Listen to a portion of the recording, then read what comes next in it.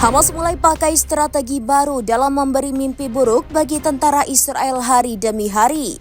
Di saat Hamas mulai menerapkan taktik tangkap dan bunuh diri dari jarak dekat, IDF mulai mengaktifkan protokol Hannibal. Mengutip Kabarni pada 15 Juli 2025, hal itu dilaporkan oleh sumber utama media Israel.